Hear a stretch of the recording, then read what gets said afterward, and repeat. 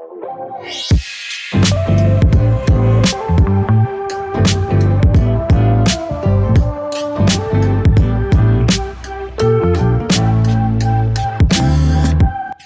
my friends, and welcome back to Soul Podcasting. This is the place where soulful strategy meets creative execution, and where your voice isn't just heard, it is felt. I'm your host, Demetria Zinga, founder of the Soul Podcasting Collective, where we help CEOs, coaches, and creatives launch podcasts that build brand authority, deepen your audience connection, and support sustainable business growth. I'm super happy to be your host and happy to share this information and my love for podcasting with you all. We're just going to start the show with some heartfelt questions. I want to paint a picture for you, and I want you to see if you fall in this camp. You ever sit down in front of your mic, stare at it for a minute and think, do I even want to keep doing this? I have, more times than I'd like to admit. And there was a week when I had my episode planned out, my notes ready, and I just couldn't. I opened my laptop, pulled up the script, and nothing came out. It wasn't that I didn't love podcasting anymore.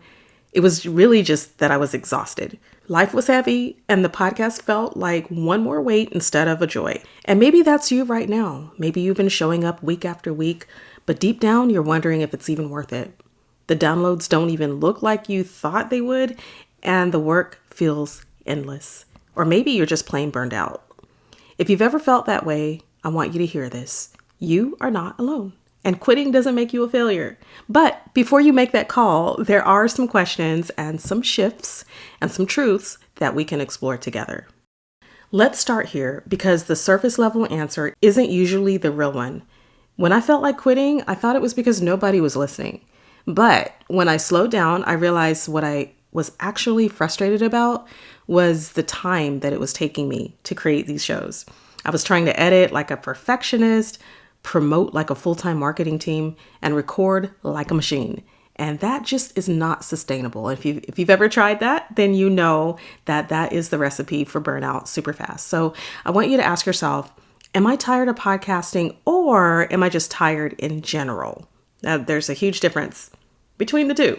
Then ask yourself, am I frustrated with the podcast or with the unrealistic expectations that I put on it?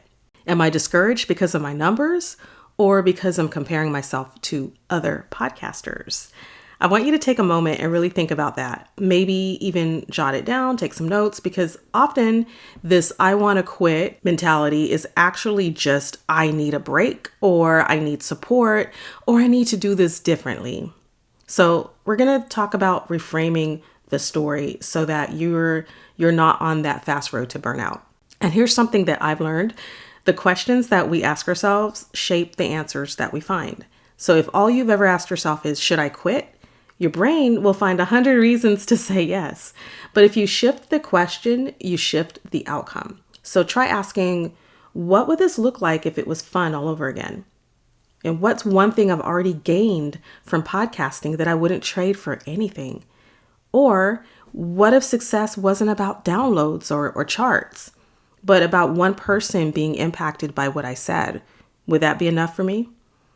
Ask yourself those questions and see how you respond. I'll tell you what, when I reframed my own story, I realized that podcasting had already given me confidence, clarity, and a voice. Even if I never became a top charting show, that alone made it worth it.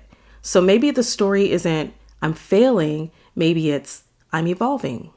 Sometimes when you feel like quitting, it's not because you're done, it's because you're bored. So the next thing that I want you to consider is how to bring joy and creativity back into your podcasting. I had a stretch where every episode felt the same for me. Same format, same energy, same style, and I started resenting it. So I gave myself permission to experiment. And one week, I recorded an unedited, raw conversation. Another week, I switched to a shorter, bite-sized episode. Another time, I brought in a guest just because I thought the conversation would be fun and not because I thought it would perform well. And you know what? Doing all these different things and experimenting a bit, that changed everything.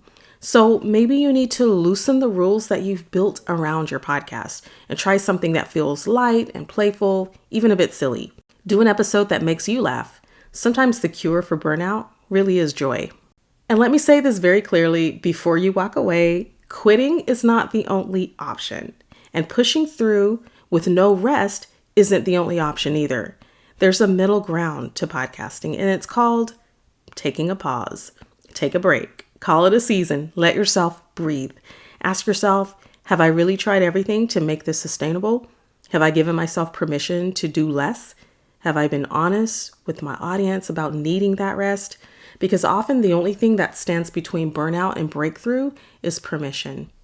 And you need permission to pause. I've noticed the podcasters who last the longest are not the ones who necessarily post every single week without fail, but they're the ones who allow their podcast to grow with them.